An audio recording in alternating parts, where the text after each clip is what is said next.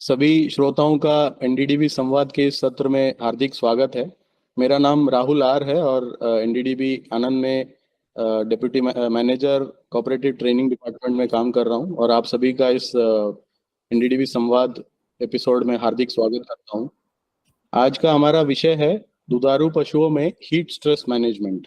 जैसा कि आप सब जानते हैं, अभी भीषण गर्मी का प्रकोप शुरू हो गया है। हमारे साथ साथ हमारे जानवरों के ऊपर भी गर्मी का क्या प्रभाव पड़ता है हमें पता है। तो ऐसे में इसका प्रबंधन किस तरह किया जाए, इसमें जानवरों का रखरखाव के लिए हम किन किन चीज़ों का ध्यान रख सकते हैं, इन सारे विषयों पे बात करने के लिए हमारे साथ एनडीडीबी के पशु पोषण विभाग से डॉक्टर चंचल और हमारे पशु स्वास्थ्य विभाग से डॉक्टर उमेश हमारे साथ ऑनलाइन माध्यम से जुड़े हुए हैं। ये दोनों इस सत्र को आगे ले जाएंगे। तो शुरू करेंगे डॉक्टर उमेश से, जो कि ऑनलाइन हमारे साथ जुड़े हुए हैं। डॉक्टर उमेश, आपका स्वागत है और कृपया आप इस सत्र को आगे ले जाइए।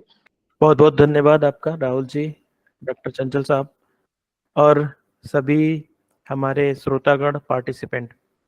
मैं डॉक्टर उमेश कुमार त्रिपाठी, पशु स्वास्थ्य विभाग, आप सभी लोगों का एक बार इस श्रृंखला में जो हम लोग संवाद के माध्यम से करते हैं और समय समय पर जो भी समस्याएं मौसम के हिसाब से या किसी बीमारी के आउटब्रेक के हिसाब से हम उस पर करते हैं, तो एक बहुत ही अच्छा विषय और तुरंत जिसके बारे में हम कोई एक्शन लेना चाहिए ऐसा विषय है।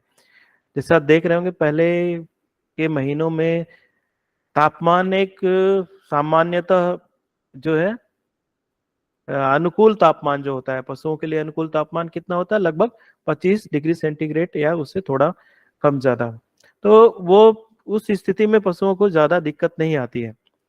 तो जब ये तापमान अचानक से घटता है या बढ़ता है, तो उन दोनों ही स्थिति में जो पशुओं के अंदर या किसी भी जीवित प्राणी हो चाहे जीव हो, उसके अंदर एक उसको व्यवस्थित करने के लिए, उसको मैनेज करने के लिए एक सेंटर होता है, थर्मो रेगुलेशन का सेंटर होता है और वो उसको ज्यादा काम करना पड़ता है। जैसे आप अभी आपके पहले आप कम तापमान रहता है तो आप आराम से बिना पंखे के भी रह सकते हैं, बिना कूलर के भी रह सकते हैं।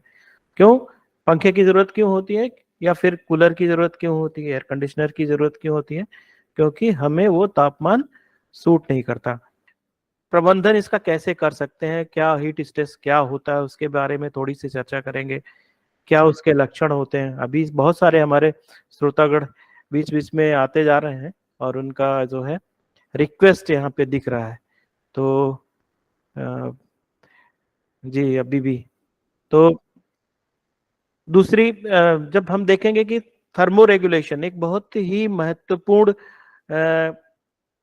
शरीर के अंदर एक ऐसी क्षमता होती है जिससे हम अपने वातावरण के तापमान को, अगर वो कम हो रहा है ज्यादा हो रहा है, उस हिसाब से अपने शरीर के तापमान को या उसको अपने आप को ढालने के लिए शरीर कोशिश करता है। उसे थर्मो रेगुलेशन कहते हैं। वो किन चीजों पे निर्भर करता है? पहला तो वातावरण का तापमान और जो है उसकी ह्यूमिडिटी। ह्यूमिडिटी क्या होता है? जो आर्द्रता होती है वातावरण में, जो नमी की मात्रा होती है।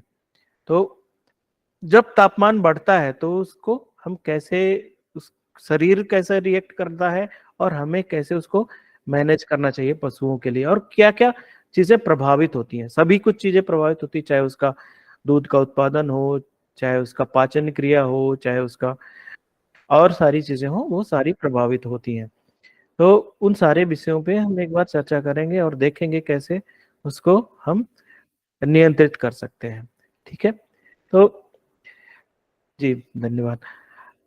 तो पहले हम देखें कि हीट स्ट्रेस क्या है। उच्च तापमान से संबंधित तनाव को इंगित करता है। मवेशियों में थर्मो रेगुलेटरी परिवर्तनों को प्रेरित करता है। अत्यधिक गर्म, आर्द्र, गर्म शुष्क मौसम के दौरान पसीने और हाँफने से गर्मी को दूर करने के लिए मवेशियों को थर्मो रेगुलेटरी जो सेंटर रहता है उस पे ज्यादा स्ट्रेस होता है उसको, और गर्मी को के तनाव को इसी को कहते हैं। ठीक है, जब बहुत ज्यादा वृद्धि हो जाती है तो हीट स्ट्रेस बहुत ज्यादा बढ़ भी जाता है। इसमें क्या होता है, क्योंकि शरीर को ठंडा रखने के लिए पशु तेजी से सांस लेता है, पल्स भी बढ़ जाती है, और भोजन का सेवन भी कम हो जाता है और पानी का सेवन बढ़ जाता है। ठीक है, नेक्स्ट प्लीज। तो देखिए, एक इसको हम एक चित्र द्वारा प्रदर्शित कर सकते हैं जिसमें कैसे प्रभाव डालता है जब तापमान बढ़ जाता है तो। ठीक है, शरीर से भी गर्मी निकलती है और वातावरण भी गर्म होता है। तो उसको इस तरह से आप एक चित्र के माध्यम से देख सकते हैं, आसानी से समझ सकते हैं। नेक्स्ट, इसमें दिखाया गया है एक टेम्परेचर और ह्यूमिडिटी, आप जो देख रहे होंगे उसके कॉम्बिनेशन का। जैसे आप तापमान कम है, ह्यूमिडिटी ज्यादा है, या ह्यूमिडिटी कम है, तापमान ज्यादा है, तो कहाँ पे वो कौन सा उसके लिए कंफर्टेबल है। तो ये ग्रीन वाला जो दिख रहा है आपको चार्ट में, वो टेम्परेचर और रिलेटिव ह्यूमिडिटी का जो कॉम्बिनेशन है वो पशुओं को आरामदायक होता है, यानी कि उसमें पशु कंफर्टेबल रहते हैं। ठीक है, तो उस स्थिति में हमें कोशिश करना है कि हम जो पशुशाला है या पशुओं को जहां हम रखते हैं उसका तापमान और रिलेटिव ह्यूमिडिटी इस रेंज में रहे। अगर तापमान बढ़ रहा है तो ह्यूमिडिटी को भी कम रखना चाहिए। तापमान जैसे अभी देखें इसमें, तो हीट स्ट्रेस और हाइपरथर्मिया क्या होता है। ठीक है, जैसा आप जानते हैं कि विदेशी नस्ल के जो संकर नस्ल या विदेशी नस्ल के जो पशु होते हैं, जैसे हम होलिस्टीन फ्रीजियन, जर्सी या फिर और कोई भी पशु जो होता है, उसको ज्यादा ठंडा तापमान यानी कि कम तापमान 24 डिग्री सेंटीग्रेड से लेकर के 26 डिग्री सेंटीग्रेड तक उसके लिए अनुकूल होता है। लेकिन जब हम बात करते हैं देसी पशु, यानी कि जिसमें हमारी गिर हो गई, हरियाणा हो गई, इस तरह की बहुत सारी गाय हैं और भैंस भी, जो कि जिनको हम लगभग 33 डिग्री सेंटीग्रेड और 36 डिग्री सेंटीग्रेड तक हम उनको बिना किसी परेशानी के रख सकते हैं। ठीक है, तो इस स्थिति में हम अगर हमारे पास HF है या जर्सी क्रॉस ब्रेड है, इन स्थितियों में हमें अपने पशुशाला या एनिमल शेड की जो तापमान उसको बहुत ज्यादा नियंत्रित करने की जरूरत पड़ती है।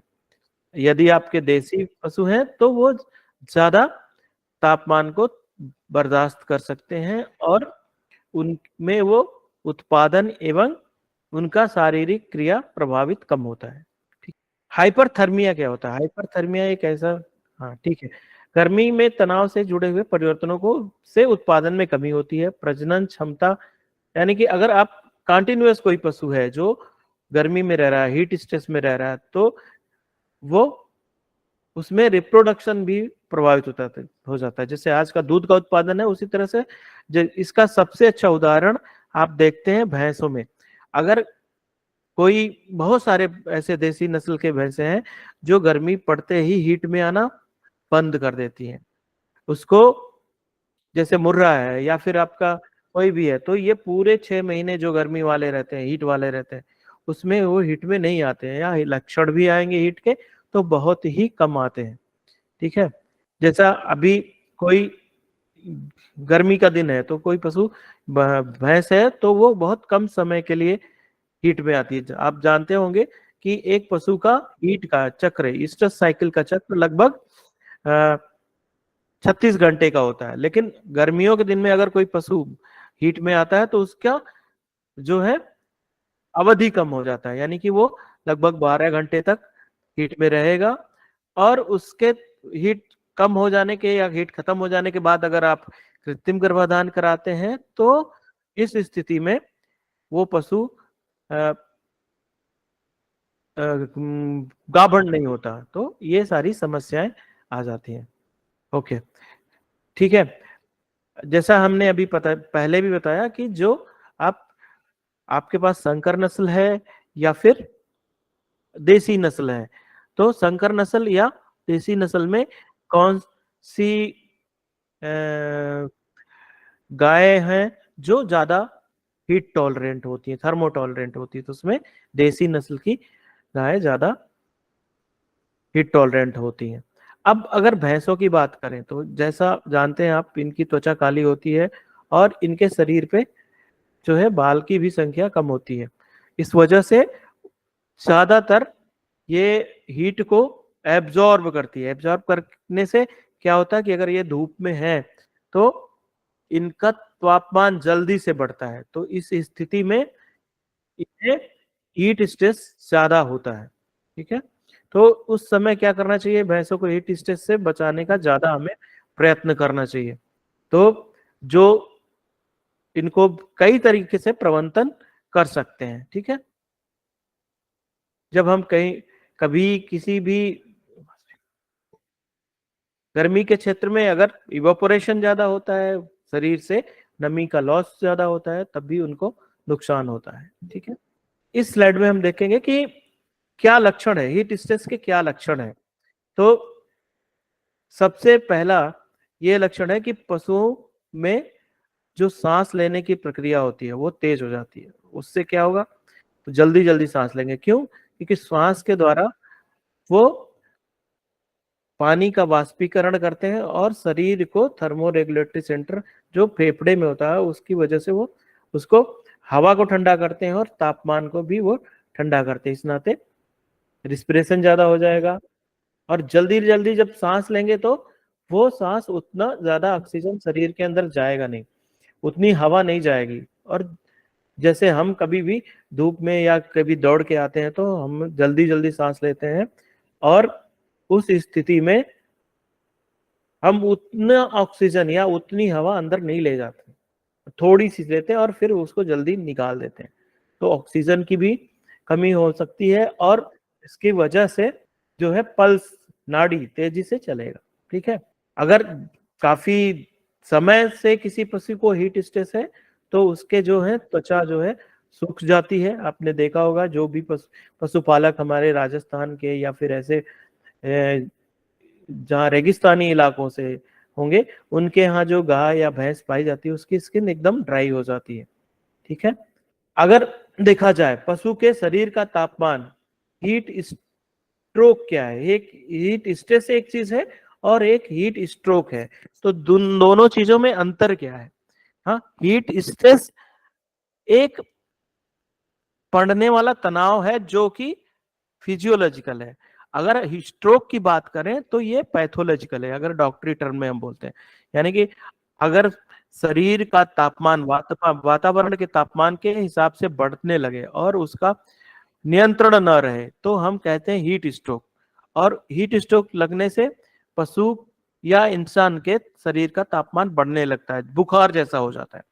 और उस स्थिति में कैसे उसको नियंत्रण करना चाहिए, पहले नंबर की चीज, इसमें जो भी बुखार वाली दवाइयां रहती है वो काम नहीं करती हैं। इसको वातावरण के तापमान को ही नियंत्रित करके हम इसको नियंत्रण में ला सकते हैं।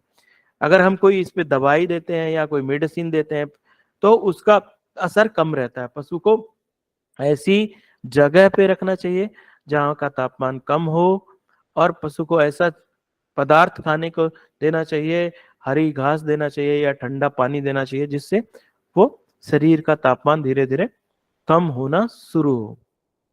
तो अब आया बात की, अभी तो लक्षण के बारे में बात किया हमने, इसके इंट्रोडक्शन के बारे में बात किया।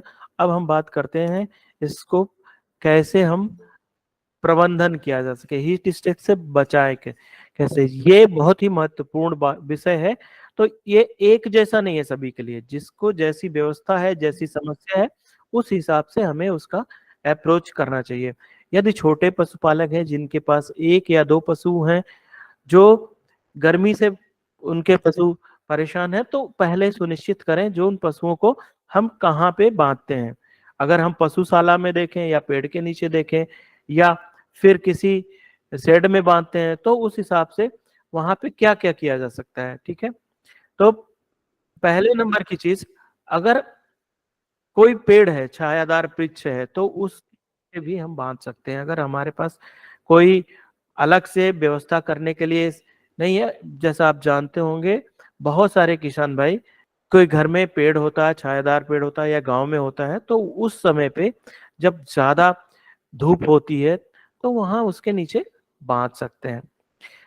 दूसरे नंबर की चीज देखा जाता है कि बहुत सारे गांव में पशुशाला या एनिमल शेड के छत की जो धरती से या जमीन से ऊंचाई होती है वो बहुत कम रखते हैं। उससे क्या होता है कि वो जो हीटिंग इफेक्ट है, छत गर्म होता है, उसके बाद छत के अंदर की सारी जो है शेड भी गर्म हो जाता है।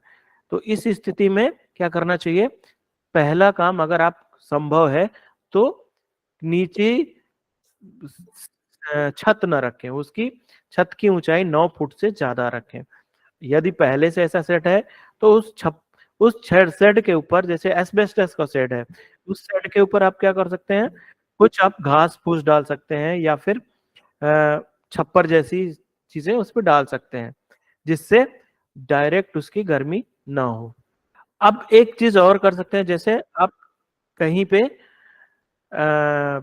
खुले में पशु को आप बांधते हैं, उस स्थिति में क्या कर सकते हैं कि उस समय एक ग्रीन नेट होता है। ग्रीन नेट बांधने के क्या फायदे होते हैं कि वो एक तो उसमें ग्रीन होता है तो वो छाया को करता है। दूसरे नंबर की चीज, उसमें छोटे छोटे छिद्र होते हैं। उससे क्या फायदा है कि जो हवा गर्म होती है वो ऊपर की तरफ निकल जाती है। बहुत सारे पशुपालक भाई क्या करते हैं कि एक प्लास्टिक या किसी ऐसी चीज का छत बना देते हैं जो कि हवा के लिए बिल्कुल ही हवा को आने जाने में अवरुद्ध करती है। तो देखा गया है उस स्थिति में वातावरण के बाह्य तापमान से भी जो शेड के अंदर का तापमान है वो ज्यादा हो जाता है।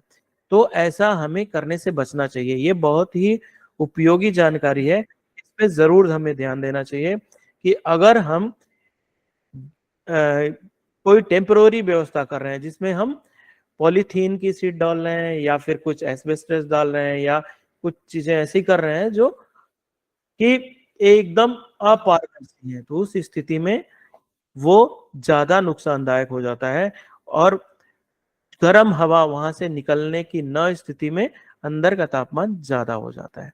तो कोशिश करें जो ग्रीन नेट आता है उसको लगाएं, और उससे फायदा क्या होगा कि जो गर्म हवा होगी वो बाहर की तरफ निकल जाएगी। ठीक है, नेक्स्ट।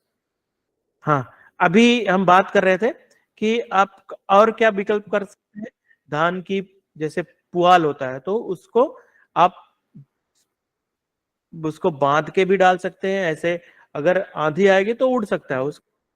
उस स्थिति में धान की पुआल का एक छप्पर बना सकते हैं, उसमें रस्सी से बांध सकते हैं या बांस की कुछ ऐसी टेम्पररी चीजें करके उसको छत के ऊपर या साइड से लगा सकते हैं। एक बहुत ही उपयोगी और कारगर चीज है जिसमें हम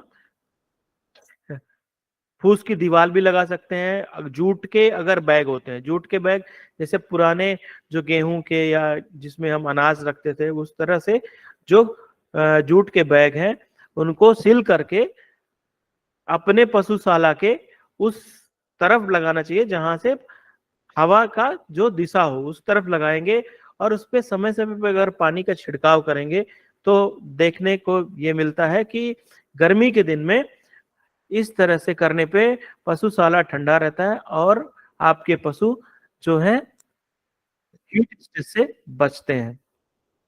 ठीक है, अगर आपका जो शेड है वो पूरा कवर्ड है, तो चारों तरफ से बंद है, तो इस स्थिति में भी आपको वहां पे वेंटिलेशन को ध्यान में रखते हुए उसमें वेंटिलेशन के लिए 3-4 फीट पे आपको एक वेंटिलेटर लगाना चाहिए या फिर खिड़की लगानी चाहिए। ठीक है, दूसरा क्या कर सकते हैं, यदि हम पानी का छिड़काव कैसे कर सकते हैं। अगर आपके पास कम पशु हैं तो हाथ से कर सकते हैं, अगर आपके पास ज्यादा हैं तो उसके लिए बहुत ही अच्छा है कि थोड़ा आप उसमें स्प्रिंकलर लगा सकते हैं, ब्लोअर पंखे लगा सकते हैं। ठीक है, और कहीं कहीं पे कूलर भी लगा सकते हैं, तो वो भी ज्यादा प्रभावी रहता है। सबसे अच्छा ये रहता है कि आप फॉगर या स्प्रिंकलर इस तरह की चीजें लगाएंगे, तो उससे क्या फायदा होता है कि कुछ समय के लिए ऐसे ऑटोमेटिक फॉगर आते हैं जिससे कुछ समय के लिए वो चलते हैं फिर बंद हो जाते हैं, तो उससे बिजली की भी बचत होगी और आपका पशुशाला ज्यादा वहां पे नमी भी नहीं आएगी, गीला भी नहीं होगा। अगर कंटिन्यूअस चलाएंगे तो फर्श गीला हो जाएगा और ह्यूमिडिटी ज्यादा होगी तो भी दिक्कत है। ठीक है, अब इसके अलावा ये तो शेड के बारे में हमने थोड़ा चर्चा किया कि हम उसको कैसे करें। बचाव के लिए पशुओं पर ऐसे पानी की बौछार आप डाल सकते हैं और जो है गर्मी से या हीट स्ट्रेस से बचने के लिए ये बहुत ज़्यादा प्रभावी रहता है। इस तरह पाइप का इस्तेमाल कर सकते हैं और स्पेशली विशेष तौर पे भैंसों को गर्मी के मौसम में हीट स्ट्रेस से इस तरह बचा सकते हैं।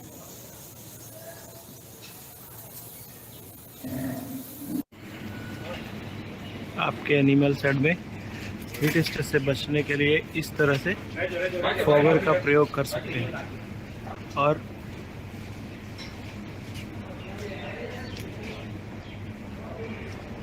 वो देखिए फॉगर को चलाने के लिए एक पंप लगाया जाता है जिससे कुछ समय के अंतराल पे ये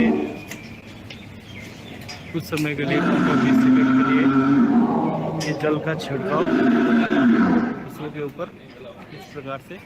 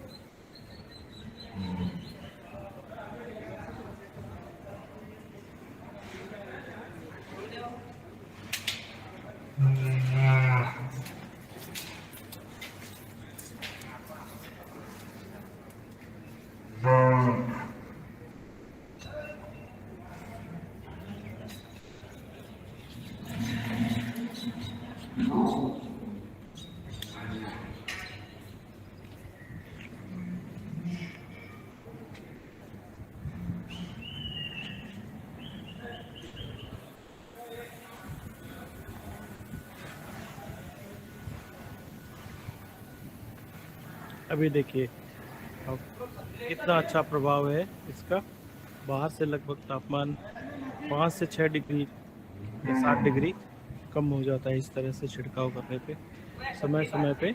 ये ऑटोमेटिक है, इस पर टाइमर लगा हुआ है और ये अपने हिसाब से वो टाइम को सेट कर सकते हैं और वो पॉज कर सकते हैं।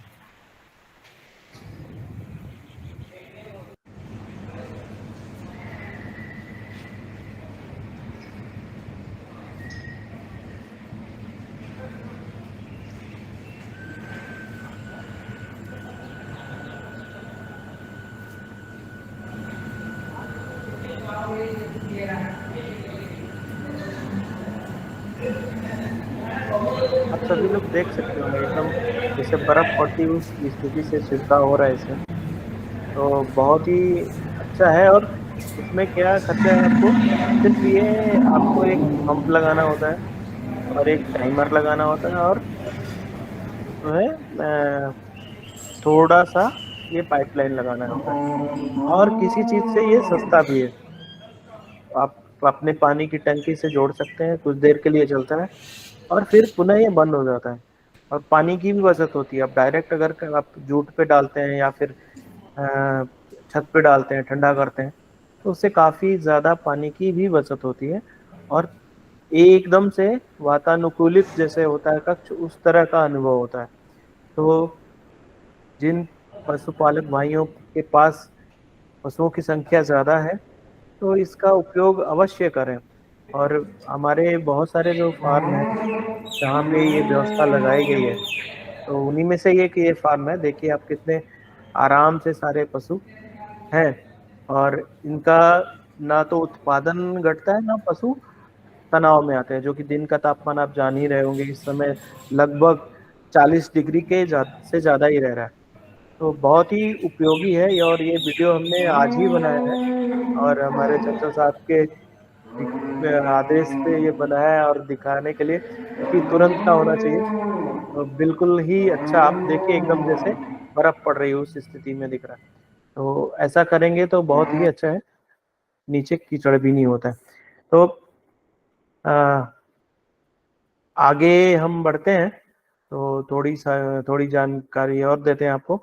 जैसे तो कैसा लगा आपको ये वीडियो, आप YouTube पे भी देख सकते हैं, और कई सारी चीज़ें हैं जो, तो बहुत बहुत धन्यवाद आपने देखा इस वीडियो को। तो अब बात करते हैं कि ये तो हमारा पहले सेट का मैनेजमेंट हो गया अंदर का। फिर हमने चारे के बारे में विशेष तौर पे ज़्यादा चर्चा तो डॉक्टर चंचल साहब करेंगे। थोड़ा चीज़ें हमने इसमें डाला है तो उसमें क्या करना चाहिए, जैसे हरा चारा देना चाहिए, पानी देना चाहिए, पोटेशियम युक्त चीज़ें देनी चाहिए। और जैसे आप जानते होंगे कि जब तापमान बढ़ता है तो दो चीज़ों का लॉस होता है शरीर से, एक तो पानी का, दूसरे उसके साथ साथ जो हमारे मिनरल्स होते हैं। जैसे इंसानों को कोई दिक्कत होती है तो उसमें कोई गर्मी के दिन में या किसी समस्या से उसको हम क्या करते हैं, फ्लूइड चढ़ाते हैं जिसमें इलेक्ट्रोलाइट होते हैं, ORS देते हैं, या फिर ऐसा काम करते हैं। तो उसी तरह से पशुओं में हम कोशिश ये करें कि हम पानी के साथ साथ उन्हें जो जरूरी मिनरल्स होते हैं उनकी भी देने की कोशिश करें। वो कैसे होंगे, एक तो पहले आप खनिज लवण से दे सकते हैं, तो इसके अलावा अगर हम ताजा हरा चारा उपलब्ध कराते हैं तो उसमें पोटेशियम और बहुत सारी चीजें होती हैं जो पशु के लिए ज्यादा उपयोगी होती है। तो सुनिश्चित ये करें कि जैसे गर्मी का दिन आता है तो हरे चारे की मात्रा भी आप थोड़ी बढ़ा के दें। क्या अभी नेक्स्ट प्लीज। अगर किसी पशु को हीट स्ट्रेस है तो उसको मान लीजिए, स्ट्रेस के बाद एक स्थिति होती हीट स्ट्रोक।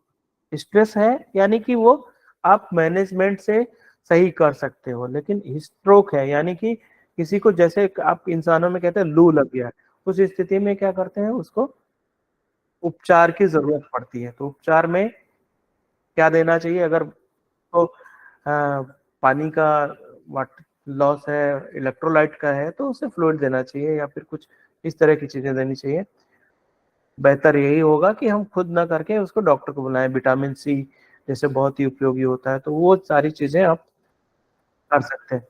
तो और दूसरा चीज है कि जो, अगर मान लीजिए किसी पशु को लू लग गया है या फिर हीट स्ट्रोक लग गया है, तो उस पशु को ठंडे जगह पे रह सकते हैं, फिर उसको नहला भी सकते हैं कई बार, और किसी गीले चादर से या फिर जूट की बोरी से उसको कवर करके फिर पंखे को चला सकते हैं, जिससे शरीर का तापमान धीरे धीरे उसका कम हो। कोई पशुपालक भाई बोल कह सकता है कि क्या है, बुखार की दवाई हम दे सकते हैं, जैसे मैंने पहले भी बताया। तो इस स्थिति में जो भी बुखार की दवाई है, जो भी यूज करते हैं एलोपैथिक, वो नहीं काम करेगी। हाँ, अगर आप कुछ देना चाहते हैं तो EVM वाले जो हमारे हैं, इग्नो वेटनरी में जो बुखार की चीजें हैं, वो चीजें आप प्रयोग में ला सकते हैं। लेकिन आप बुखार की एलोपैथिक दवाई से ज्यादा अच्छा काम करेगी। अगर किसी पशु को हीट स्ट्रोक है, तो टेम्परेचर ज्यादा है, तो EVM का उपयोग करें। ओके, धन्यवाद। हो गया। तो फिर इसके बाद हम डॉक्टर चंचल साहब से रिक्वेस्ट करेंगे, इसमें न्यूट्रिशन से रिलेटेड अगर कुछ चीजें ऐड करेंगे तो ज्यादा बेहतर रहेगा सर, और उसके बाद में हम एक क्वेश्चन का सेशन ले लेंगे। वेलकम जी, सर। डॉक्टर चंचल से रिक्वेस्ट करूंगा कि पशु पोषण संबंधी हीट स्ट्रेस के बारे में थोड़ा बताएं। नमस्कार। और जैसे डॉक्टर त्रिपाठी ने आपको बहुत सारी चीजें बता दी है, तो मैं कोशिश करूंगा कि जो आपके बेसिक प्रश्न है, कि जो आपको आते हैं कि मैं क्या करूं क्या नहीं करूं, जो पशु पोषण के रिलेटेड है, उस पर हम चर्चा करेंगे। जैसे ये पिक्चर डॉक्टर त्रिपाठी ने बताया था, और आपको कहा था कि जानवर को 25 डिग्री जो बोलते हैं वो आइडियल टेम्परेचर होता है, जिसके अंदर पशु स्ट्रेस फील नहीं करता है। वो क्यों? आपके मन में ये प्रश्न आया होगा कि ऐसा क्यों। देखिए, स्वाभाविक है, जब भी जानवर के अंदर जितनी वो हीट एब्जॉर्ब करता है उतनी वो निकालता है। जब उसकी एब्जॉर्प्शन ज्यादा हो जाता है निकालने से, उस कंडीशन को हीट स्ट्रेस कहा जाता है। ठीक है, तो ये जो आप फोगर, ये स्प्रिंकलर जो भी लगाते हो, वो कोशिश करता है कि उसका जो हीट का जो रिलीज है वो बढ़ जाए, जिससे उसको स्ट्रेस में ना आ सके। ठीक है, नेक्स्ट है। अब देखिए, किसी भाई को ये जानना है कि मुझे पता करना है कि मेरा एनिमल स्ट्रेस में है कि नहीं है, वो कैसे पता करूंगा? साइड में एक जैसा इंस्ट्रूमेंट लगा रखा है, जैसे उसमें 32.2 लिखा हुआ है, नीचे 37 लिखा हुआ है। जो ऊपर लिखा है वो टेम्परेचर है, जो नीचे लिखा है वो ह्यूमिडिटी। ह्यूमिडिटी मतलब क्या? हवा के अंदर जो पानी की मात्रा वो कितनी है। अब देखिए, एक चार्ट बनाया हुआ है। मान लीजिए अगर 20 डिग्री टेम्परेचर है और 22% मोस्ट मतलब ह्यूमिडिटी है, तो आपका जो phi है वो 66 हो रहा, मतलब जानवर कंफर्टेबल है। तो किस लेवल तक एनिमल कंफर्टेबल हो सकता है? जब तक 72 वैल्यू आ जाए, उसके नीचे जितना भी हो एनिमल कंफर्टेबल है। मतलब अगर हम टेम्परेचर और ह्यूमिडिटी के हिसाब से अगर बात करें, तो 25 से 26 डिग्री, और ह्यूमिडिटी जो है वो अराउंड 30 डिग्री तक, मैक्सिमम 40 डिग्री तक उस एनिमल को कुछ नहीं होगा। जैसे बढ़ता जाएगा वैसे आपको जानवर में हीट स्ट्रेस के सिम्टम देखने मिलेंगे। अब जैसे इंडिया में अराउंड 6 से 8 महीने, आप यूजुअली आपने देखा भी होगा कि बरसात के सीजन में धूप नहीं है, फिर भी एनिमल हाँफता है, फिर भी उसको अनकंफर्टेबल होता है। ऐसा क्यों होता है? उस टाइम पे ह्यूमिडिटी, जो पानी हवा के अंदर जो पानी की मात्रा है वो 90 से 100% तक चली जाती है, जिससे क्या होता है, जानवर जो पसीना करता है, पसीने में जो गर्मी होती है वो उड़ नहीं पाती है, तो जानवर को हीट उसके शरीर के अंदर ही होती है। इसलिए ह्यूमिडिटी भी उतना ही रोल प्ले करता है जितना टेम्परेचर। इसलिए इंटरनेशनल लेवल पर THI का यूज किया जाता है कि एनिमल को किस लेवल पर स्ट्रेस होता है। अब क्या क्या होते हैं, आपने ऑलरेडी डॉक्टर त्रिपाठी ने आपको बता दिया है कि जानवर को ज्यादा प्यास लगती है, गर्मी होगी तो स्वाभाविक बात है कि प्यास ज्यादा लगेगी। अधिक बार वो क्या करेगा जानवर? वो हाँपेगा, मतलब वो हाँपेगा, जीभान बाहर करेगा, मुंह किससे लार गिरेगी। आपने जिनके पास संकर गाय है उनको अब ये देखने मिलता ही होगा कि हमेशा वो जानवर हा हा कर रहा होगा, जीभान बाहर होगी, मतलब आपको ये महसूस होगा कि जानवर को हीट स्ट्रेस शुरू हो गया। ठीक है, अब भैंस के अंदर और देसी गाय के अंदर ये जो है थोड़ा सा लेट आता है, मतलब टेम्परेचर 46 47 पहुंच जाए तब आता है। अगर जो संकर गाय है, जैसे ही 30 32 34 शुरू होता है वो शुरू हो जाता है। दूसरा, आपने देखा होगा जो मस्टाइटिस है उसके चांसेस बढ़ जाते हैं, क्योंकि एनिमल की जो इम्यूनिटी है वो डाउन हो जाती है। दूसरा, आप अगर उसके गोबर को देखिए जानवर के, तो थोड़ा सा वो पतला होने लग जाएगा। क्यों? जानवर कोशिश करता है कि खाना कम करे, वो सूखा चारा है उसे कम करता है। वो क्या करता है, हरा चारा है या अनाज है या खली है या चोकर है, वो ज्यादा चीज खाएगा, जिसकी वजह से उसको एक एसिडोसिस होने की संभावना हो जाती है, जिससे उसका गोबर पतला हो जाता है। फिर वो सांस लेने में तकलीफ पड़ती है। और जब भी अगर आप इस टाइम पे जानवर के शरीर पे हाथ रखोगे, तो आपको हाथ थोड़ा सा जलने जैसा फील होगा, मतलब उसका जो टेम्परेचर है वो बहुत बढ़ जाता है। दूसरा, क्या कम होगा? स्वाभाविक बात है, कुछ बढ़ेगा कुछ घटेगा। तो घटने में क्या है, दूध, स्वाभाविक बात है कि जो दूध 15 लीटर 12 लीटर दूध दे रहा था, उसका धीरे धीरे 1 लीटर कम होगा, फिर 1.5 लीटर होगा, फिर 2 लीटर कम होगा, धीरे धीरे उसका दूध कम तो होता जाएगा। साथ ही साथ में SNF, जो संकर गाय रखते हैं उन्हें ये बहुत महसूस होता होगा कि उस टाइम पे SNF कम हो जाता है। फिर जो जानवर जैसे बफेलो के अंदर हमें सभी को पता है कि हीट में नहीं आते और प्रेग्नेंट नहीं होते, गर्मी के टाइम पे बफेलो हीट में नहीं आती, बफेलो हीट के अंदर आती है, बाकी उसके सिम्टम्स इतने बाहर नहीं आ पाते जिससे हम पहचान पाए। तो बफेलो जो फार्मिंग करते हैं वो लोग क्या करते हैं, एक सांड रखते हैं, बफेलो सांड, जो बफेलो को पहचान सके कि वो हीट में है कि नहीं है गर्मी के टाइम पे। फिर जो हम बोलते हैं कि दूध जो है भैंस जल्दी ऊपर चढ़ा लेता है, ये भी एक गर्मी के कारण है जिसकी वजह से सब कुछ होता है। नेक्स्ट। ठीक है, अब ये जैसे मैंने कुछ पिक्चर के थ्रू समझाने की कोशिश की है। अब देखिए, अगर आप जानवर को खुला छोड़ते हो तो आप देखोगे कि जानवर जो है जहाँ पे छाया वाली जगह है वहां पर सब इकट्ठे हो जाएंगे। ठीक है, यूजुअली आप सर्दियों में, मतलब सर्दियों में जहाँ पे देखेंगे तो वो सब जगह फैले हुए होंगे, बाकी गर्मियों में वो हमेशा छाव वाली जगह में ही खड़े होंगे। दूसरे वाले फोटो में आपको दिख रहा कोई जानवर हाँफ रहा है, देखिए उसके मुंह से लार गिर रही है, और कभी कभी वो जीवन इतनी बाहर कर लेता है कि आपको लगेगा क्या हो गया है। फिर जहाँ पर पानी होगा तो जानवर कोशिश करेगा जहाँ पानी के पास जाओ और जितना पानी हो सके उतना मैं पीऊं, और कभी कभी जानवर बैठेगा ही नहीं। आप उसको देखते होंगे कि यूजुअली वो 10-12 घंटे 13 घंटे बैठता है, कभी कभी वो केवल 6-7 घंटे 8 घंटे ही बैठेगा। वो भी एक इंडिकेशन, क्योंकि जमीन इतनी गर्म हो जाती है जिससे जानवर को हीट जो है उसके शरीर में चले जाता है, तो वो अवॉइड करता है बैठने को, और खाना स्वाभाविक बात है खाना कम करेगा, क्योंकि जब भी जानवर ज्यादा खाता है तो उसके शरीर में हीट प्रोडक्शन होती है। तो अगर वो खाना कम करेगा जिससे उसके शरीर में हीट का प्रोडक्शन कम हो सके, जैसे वो खाना कम करेगा स्वाभाविक बात है कि दूध वो सब कम हो जाएगा। नेक्स्ट।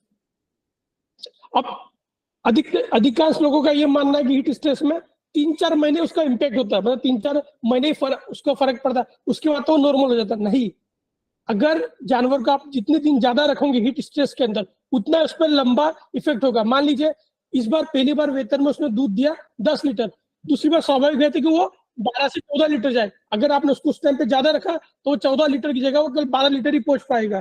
दूसरा, उसके जो बच्चा होगा उसका भी दूध, मान लीजिए उसकी क्षमता 20 लीटर होना चाहिए, वो 18 लीटर भी पहुंच पाएगी। सिमिलरली उसके आने वाली पीढ़ी में भी वो इफेक्ट होगा। तो अगर आप जानवर को जितने ज्यादा देर पर धूप में या हाई THI में रखोगे उतना उसका इफेक्ट होता रहेगा, ठीक। और उसके गर्भाशय पे, ठीक है, और जो प्रोडक्शन पे, वो तो स्वाभाविक है कि उसका इफेक्ट होगा ही होगा। ठीक है, अब हम क्या कर सकते हैं? 3 तरह के हम मैनेजमेंट कर सकते हैं। एक जो है सिंपल सामान्य प्रबंधन, ठीक है, जनरल मैनेजमेंट आप बोल सकते हैं। दूसरा, खिलाने में हम क्या प्रबंधन कर सकते हैं। तीसरा, सेल टाइम मैनेजमेंट, जो ऑलरेडी डॉक्टर त्रिपाठी ने आपको बात किया ही है, तो मैं 1 बाय 1 जाता हूँ। ठीक है, सामान्य प्रबंधन क्या कर सकते हैं? कोशिश कीजिए जानवर को ठंडे टाइम पे खाना दे, मतलब हो सके तो 8 बजे से पहले, शाम को 6 बजे बाद, ठीक है, क्योंकि जितना गर्मी ज्यादा होगा उतना जानवर कम खाएगा। तो ठंडे टाइम पे आप खाना दोगे तो उतना ज्यादा खा पाएगा। दूसरा, एटलीस्ट हम एक अपने जो शेड है उसके आसपास में 3-4 पेड़ लगा दीजिए। उससे क्या होगा, जो बाहर का टेम्परेचर है उससे आपका 5 डिग्री ऑटोमेटिकली शेड का कम हो जाएगा। दूसरा, मान लीजिए हमारे पास जगह इतनी और हम उसमें जानवर को ठूस ठूस के भर देंगे, तो जो हीट है तो पूरे उसके अंदर ही फार्म में रहेगा। तो कोशिश कीजिए जितना जानवर उसके हिसाब से, जितनी जगह उसके हिसाब से जानवर रखिए, ठीक है। हो सके तो जानवर को मिक्स करके दीजिए। जानवर क्या करेगा कि जो पशु, मतलब पशु आहार है, अनाज है, खली, वही खाने की कोशिश करेगा। सूखा चारा, हरा चारा, कुछ हद तक सूखा चारा वो अवॉइड करेगा। उससे क्या होगा, उसके जो एसिडिटी है वो बढ़ जाएगी, ठीक है, तो उससे जानवर बीमार जल्दी पड़ेगा। तो कोशिश कीजिए सभी आइटम को, हरे चारे को, सूखे चारे को, अनाज को, खली को, सभी को मिक्स करके, जिसे हम हमारी भाषा में TMR बोलते हैं, ठीक है, उस फॉर्म में आप दिए बहुत अच्छा रहेगा। और अधिकांश फार्मर पानी तो पिलाते, भाई गलती क्या करते हैं, वो धूप में जिसका टेम्परेचर 30-40 डिग्री होगा वो टेम्परेचर में पानी पिला देते हैं, वो रख देते जानवर को, जानवर पानी नहीं पीता है।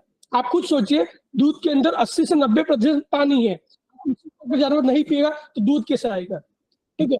गर्मी में जब पसीना हो रहा है, जब वो लार के थ्रू, सांस के थ्रू जब वो गर्मी निकाल रहा है, टाइम पे पानी बहुत चाहिए। उस टाइम पे अगर आपने उसको ठंडा पानी, मतलब ठंडा मतलब फ्रिज का पानी नहीं, नॉर्मल पानी जो 17-18 डिग्री, मतलब 20 डिग्री के अंदर हो पानी, वैसा आपको पानी देना है। मतलब पानी को आप थोड़ा ढक के रखें। अगर आपके पास पानी है तो एटलीस्ट उतना गर्म नहीं हो जाए जानवर से पानी पी ना सके। नेक्स्ट, अब खिलाने में हम क्या कर सकते हैं?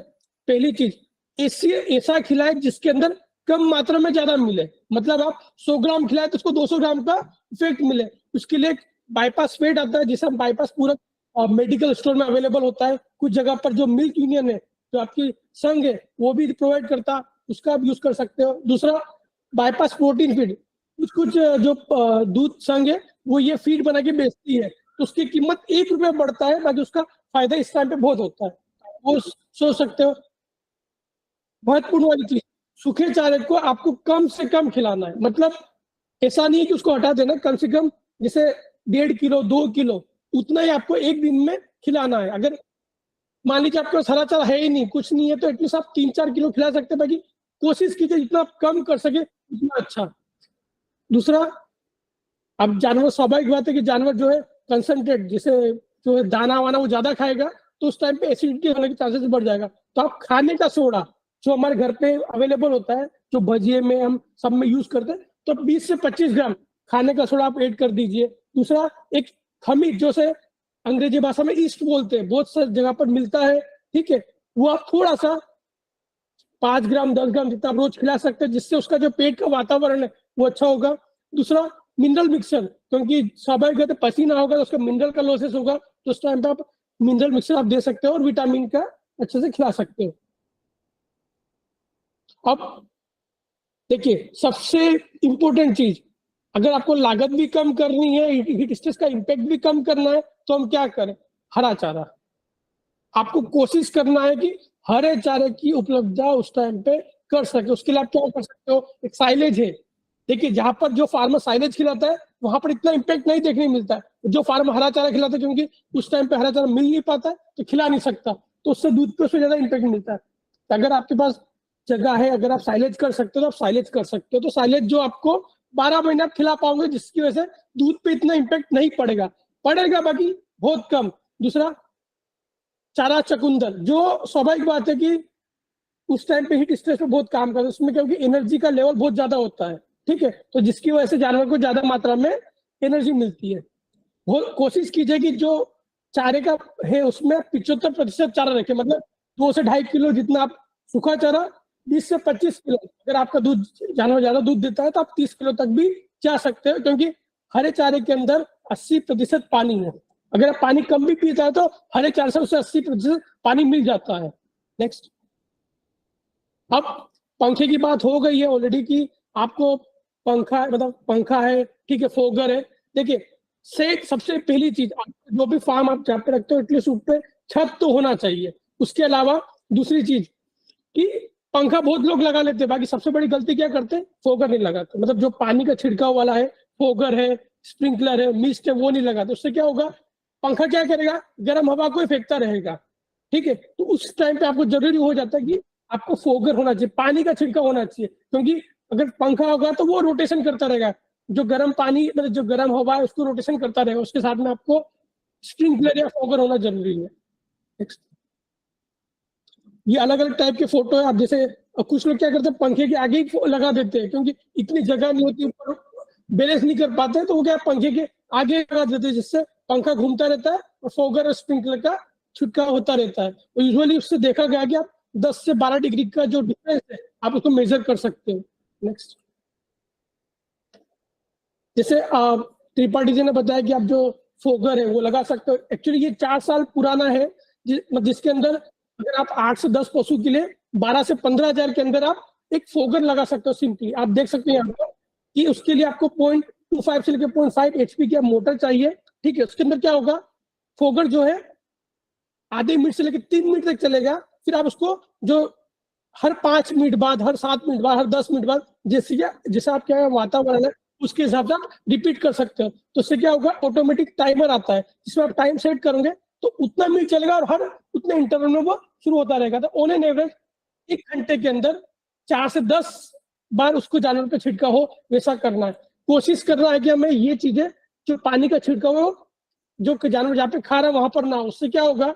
उससे जो है जो खिलाने में फंगस ग्रो हो सकती है। मान लीजिए कुछ फार्मर क्या है कि गर्मी ज्यादा हो रही तो स्प्रिंकलर चालू ही रखते हैं, ठीक है, फोगर चालू ही रखते हैं। उससे क्या होगा? अगर वो पानी हवा से या कहीं से भी के थ्रू खिला रहे उस पर जा रहा है तो उसमें फंगस ग्रो करेगी, जो जानवर को नुकसान करेगी। तो आपको ये भी कोशिश करना है कि जो पानी है वो आपके जानवर के ऊपर ही रहे, ना कि खिलाने पे जाए। और ऐसा भी नहीं हो कि आप ज्यादा डाल देंगे तो नीचे पूरा गीला हो जाएगा, जानवर बैठ भी नहीं सकेगा, ठीक है। तो आपको ये भी अवॉइड करना है। तो आपको जिसके हिसाब से एवरेज आपको लगता है कि इतना टेम्परेचर इतना ये है, तो आप उसके हिसाब से डिसाइड कर सकते हो।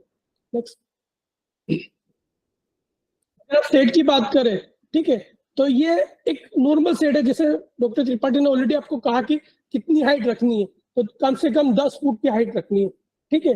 आप देखोगे यहाँ पर 2 जानवर के बीच में एक पानी का रखिए। अगर आप बांध के रखते हो तो आप ऐसा कर सकते हो 2 जानवर के बीच में, और चारे के लिए 4 फीट की जगह 3 फीट पानी के लिए। तो ऑन एन एवरेज एक जानवर को जो आएगा वो 5.5 बाई 10, 5.5 फुट आपकी जो विड्थ हो गई और लेंथ हो गई वो 10 फुट की, और हाइट हो गई 10 फुट की। आपको ये हिसाब से करना है। यहाँ पे लिखा हुआ है 4 गाय के लिए कितनी जगह चाहिए, 4 गाय के लिए अगर 264 स्क्वायर फीट जितनी आपको जगह चाहिए। सिमिलरली ये उसका डायग्राम है, जो अगर किसी को लेआउट चाहिए तो यहाँ पर दिखाया हुआ कि जानवर की जैसा हाइट, मतलब उसके लेंथ के हिसाब से 7 फीट चाहिए, 2 फीट पीछे स्पेस चाहिए कि जब खड़ा हो तब बैठे, उसको थोड़ी जगह हो, आगे 3 फीट जो खिलाने की जगह है उसके लिए चाहिए। और सिमिलरली ईस्ट वेस्ट रख सकते हो आप, जो मोस्ट प्रिफरेबल साइट होता है। ठीक है, तो ये अलग अलग टाइप के फोटो है। जैसे फॉरेन कंट्री में वो क्या करते हैं, यूजुअली सेट के ऊपर ऐसा वेंटिलेटर लगा देते हैं जिससे वो हवा को स्प्रे कर सके, मतलब हाई रिजोल्यूशन फैन लगा देते हैं, आप वो कर सकते हो। बाकी ये जस्ट कॉस्टली है, तो हमें हमारे देसी हिसाब से जो हमें सस्ता पड़ सके हमें वही करना। ये हमारा देसी उपचार। देखिए सिंपल, अगर भैंस जो रखता है, सभी को पता होगा कि जिस भी भैंस को अगर आप पानी में जब तालाब में जाती है तो उसका 1 से 1.5 लीटर दूध ऐसे बढ़ जाता है। ठीक है, वो क्यों होता है? एक तो भैंस का जो कलर होता है वो ब्लैक होता है, जब भी तालाब में जाती है तो वो हीट को अलग अच्छे से छोड़ देती है, जिससे उसका शरीर ठंडा होता है। तो अगर हो सके, अगर आपके पास आसपास में कुछ ऐसा है कि जैसे तालाब जैसा कुछ है, थोड़ी देर उसे वहां पर ले जाइए, आप खुद महसूस करेंगे जानवर का दूध जो 5 लीटर है वो 6 लीटर पे कन्वर्ट हो गया, आप खुद को लगेगा। अगर नहीं है, कुछ भी नहीं है, तो एटलीस्ट कोशिश कीजिएगा 1 से 2 बार आप खुद मिला सके। ऑलरेडी त्रिपाठी जी ने बात किया है, और एटलीस्ट अगर आप उस जानवर के ऊपर हाथ घुमाते थे जिससे ब्लड सर्कुलेशन बढ़ता है, जिसकी वजह से हीट का भी लॉस अच्छा होता है और दूध में प्रोडक्शन बढ़ जाता है, तो आप वो भी कर सकते हो। थैंक यू, धन्यवाद। धन्यवाद सर। मैं डॉक्टर चंचल और डॉक्टर उमेश का धन्यवाद करता हूं कि आपने ये संबोधन किया इस महत्वपूर्ण विषय पे।